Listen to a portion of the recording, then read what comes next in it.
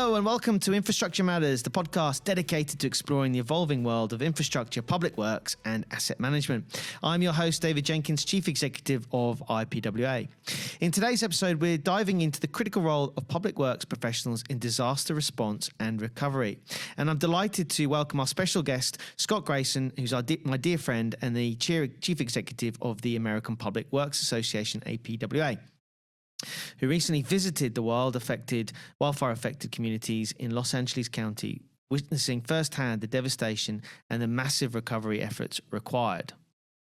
We'll discuss the challenges of interagency coordination, the economic and social impact of disasters, and why resilient infrastructure is key to mitigating future risks. So grab a cup of coffee, sit back, and let's explore how public works professionals are shaping the future of disaster preparedness and infrastructure resilience. Stay tuned for an insightful conversation with valuable takeaways for policymakers, engineers, and community leaders. I was really keen to have a chat to Scott just about the awful wildfires that have been happening in LA. So, Scott, welcome. Thank you very much for having me. It's great to see you as always. You too. You've been on the ground in LA and you've done that quite recently. Yes. And what was your take on it all? Because you were there personally, you were talking to people, members, the community. What's your sort of take on it all? Well, thanks for the question. So it was a Saturday night. I was at home where I live, and the Public Works Director of Los Angeles County, which I believe has over 140 cities within that county, one of which you may have heard of, which is called Los Angeles. Yeah. He said, Scott, you need to see this for yourself. And so on Tuesday, I flew out there and I was able to shadow him. We went in a large SUV, a Yukon, and traveled to the Eaton fire area as well as the Palisades. The flames by that point had stopped.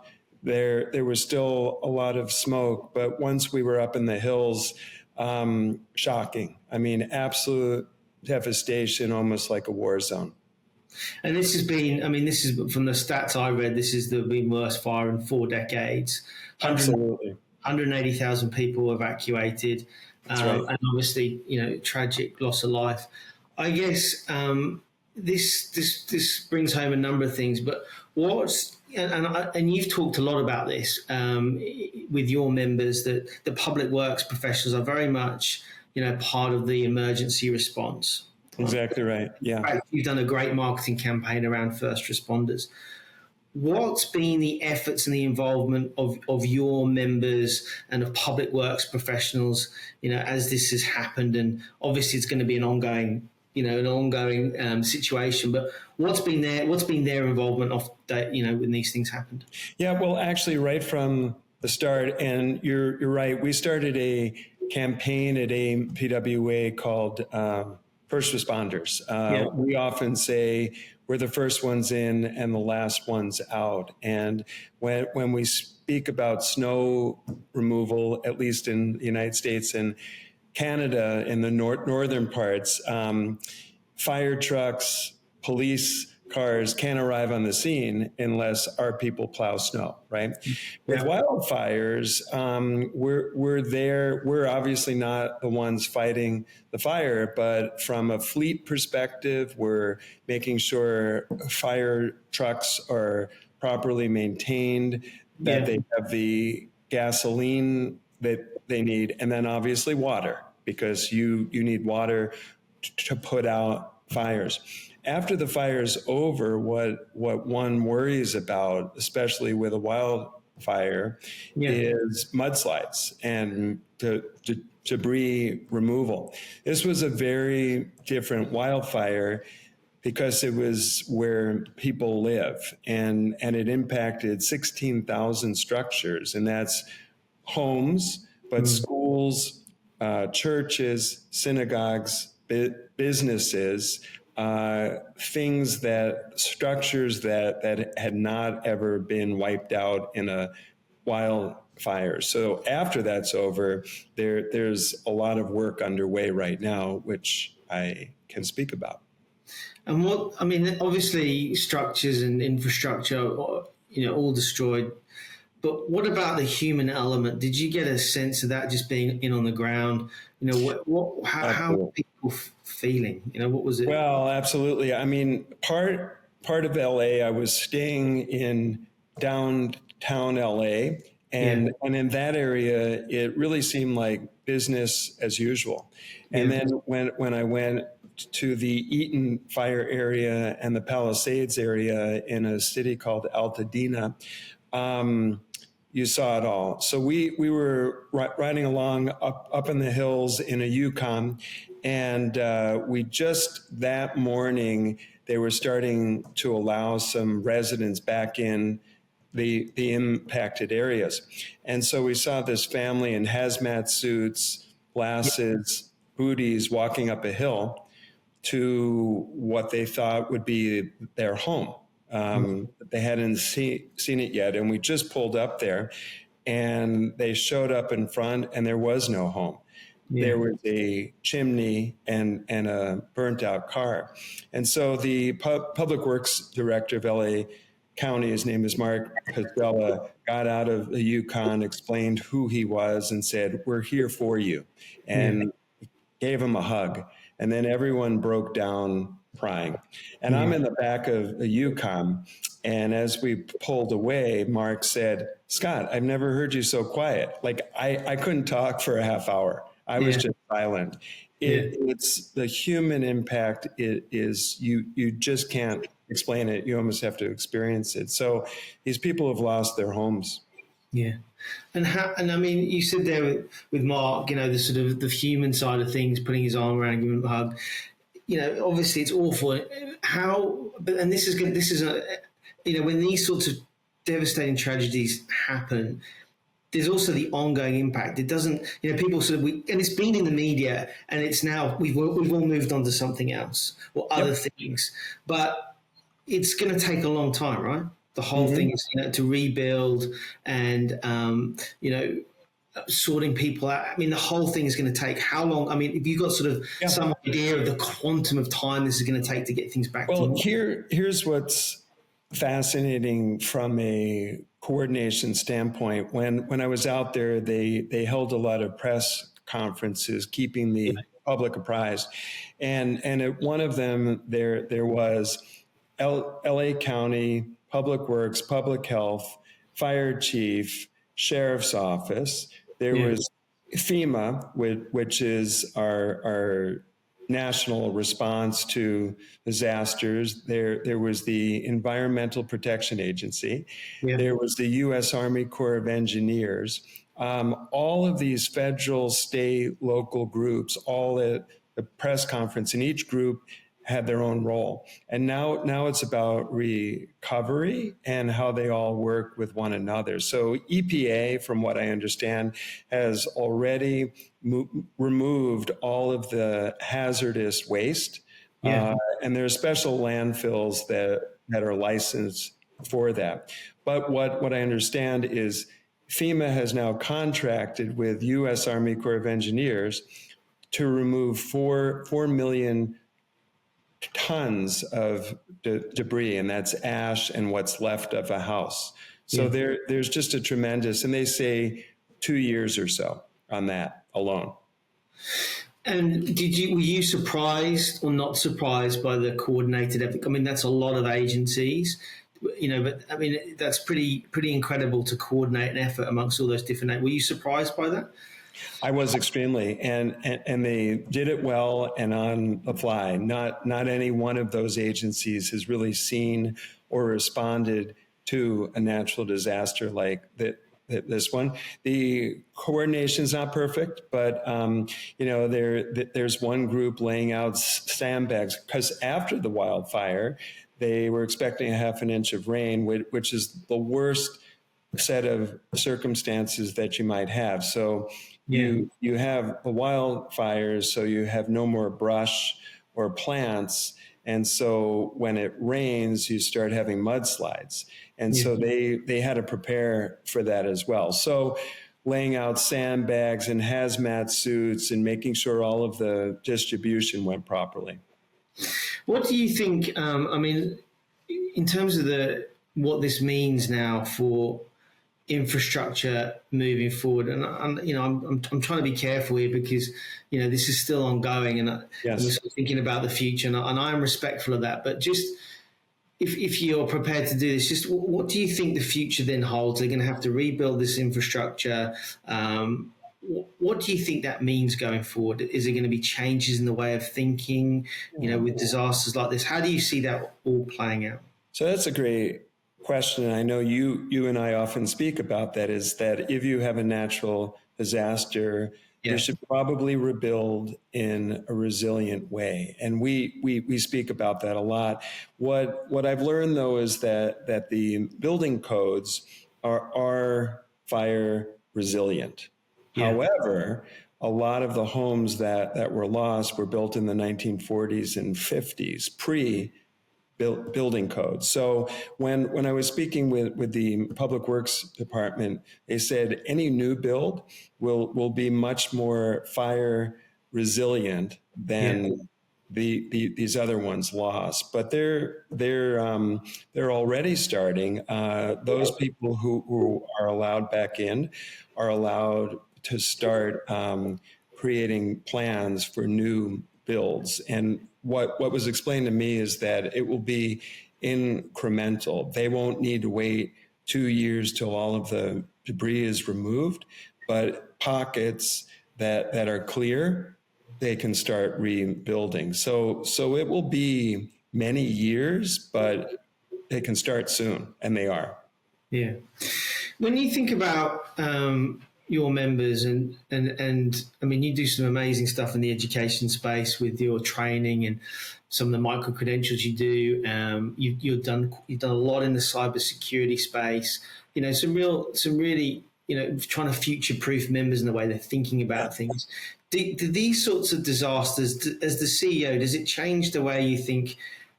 How we are educating our members around these sorts of natural disasters, or do you think is everything there, or do you think this needs to come more to the fore, or where do you see all that sort of playing out?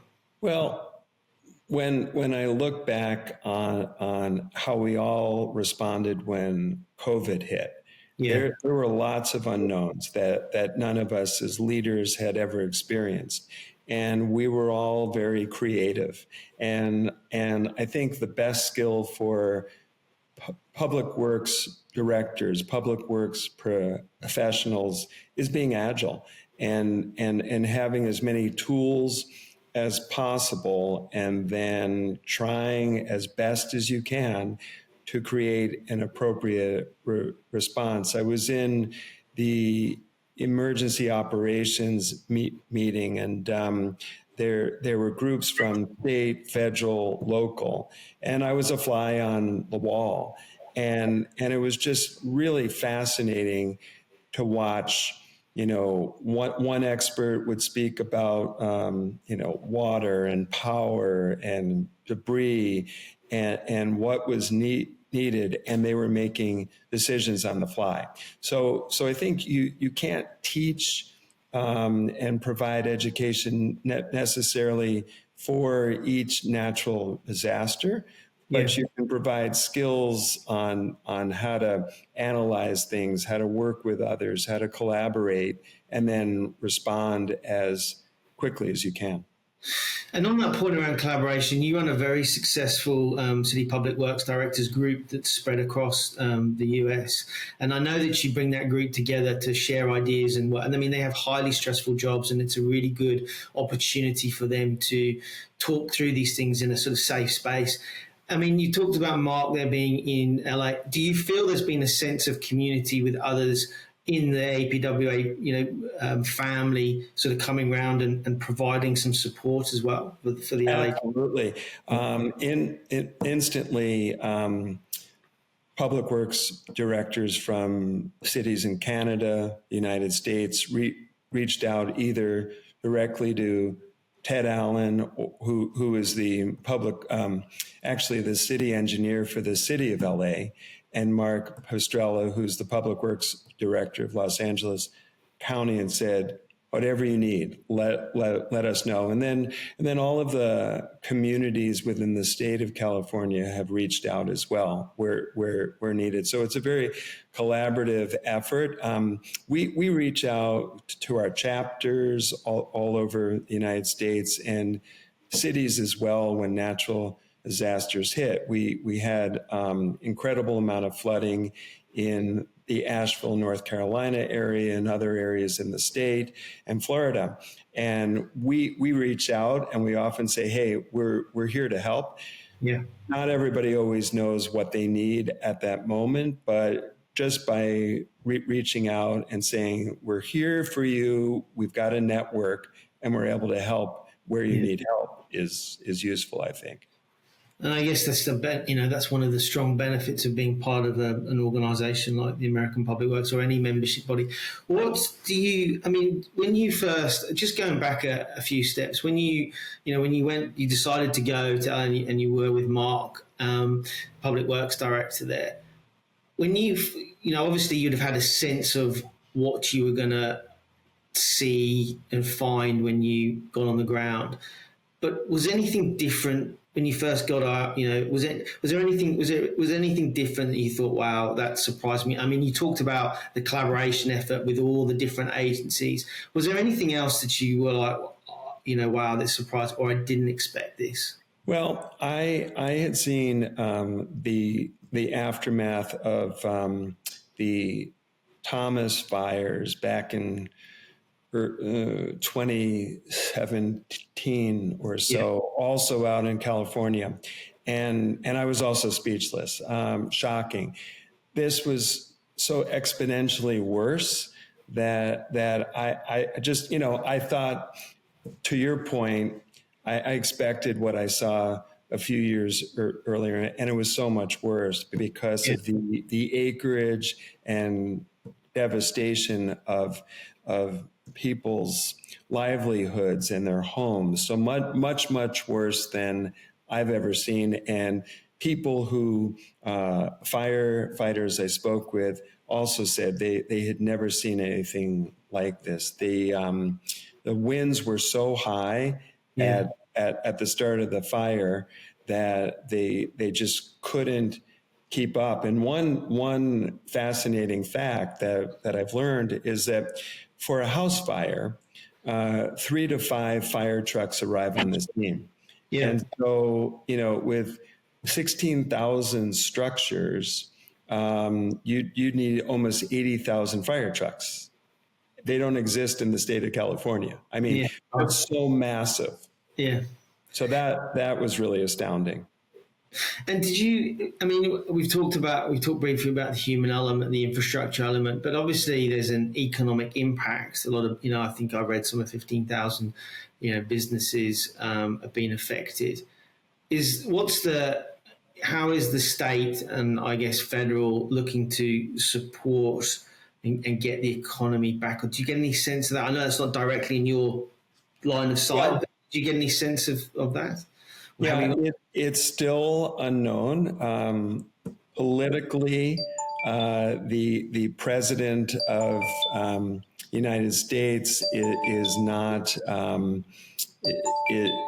not great friends with the governor. Yeah. And so they're working through how much federal money will come, one. Two, though, I wanted to speak about on the news and international news, there was an image that a lot of the homes that were lost were from Hollywood stars. And actually in the area of Altadena, largely African-American community whose wealth was wrapped up in their home. The homes had been handed down from grandparents and parents, and so they had no mortgage, and they did not need homeowners insurance. And now so many of these homeowners have no home and have lost everything. So, I mean, it's a major economic impact. And the state is, from what I understand, is working as best as they can, to help homeowners who lost their homes. But that's still emerging, what kind of grants will come and how the federal government will help as well. This is probably a difficult question, but obviously we're in Australia and New Zealand and other parts of the world, we're seeing increasing natural disasters and the impacts that these have. Plus also, in my world, our members, local government are very much, just like your members, are very much on the front line with these things. What do you think, and maybe it's too early to tell, but what do you think from the experiences in America you could teach or help other parts of the world in terms of emergency response? And do you think that there's any lessons that you've seen in other parts of the world that could help America? Is it, where do you, and I know you have quite a strong global reach with what you do.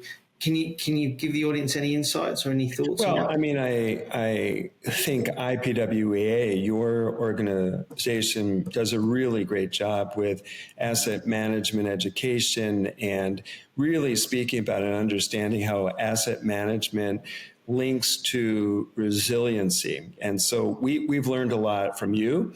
And we speak about that a lot with members of Congress. Putting in more money in building resilient infrastructure at the start will ultimately save you a lot in the end when you have to repair things. Or there were some homes that remained standing. There were pockets of homes in both the Eaton Fire and Palisades that some were just lucky, but others had built them purposely resilient for fires. So the evidence is there that if you can spend more money in the front end, you may save a lot afterwards. And it's not only wildfires, it's flooding, hurricanes, tornadoes. Yeah. Well, thank you, Scott. Thank you ever so much for taking the time to share with us your experiences. As it's an awful situation, but it's just good to be able to hear from someone that's been there on the ground. I think you do a fantastic job supporting your members. I know you have a very busy job traveling around the country, making sure that you do so. But thanks for taking the time to speak with us. It's always a pleasure. And I feel almost like I'm in Australia right now without having to fly there. And we look forward to seeing you at your PWX. Exactly. Yeah. All right, thank you. Thanks very much. And that brings us to the end of another episode of Infrastructure Matters. A big thank you to our esteemed guest, Scott Grayson, for sharing his invaluable insights on PublicWorks, disaster response, and infrastructure resilience. To our listeners, thank you for tuning in. We hope today's discussion has provided a deeper understanding of how PublicWorks professionals are essential to disaster recovery and long-term infrastructure planning. Be sure to stay tuned for future episodes where we continue to explore critical issues in infrastructure, asset management, and climate resilience. Don't forget to subscribe, rate, and review Infrastructure Matters on your favorite platform. Follow us on LinkedIn for updates and exclusive content. I'm David Jenkins, signing off, reminding you that in the realm of infrastructure, every detail matters.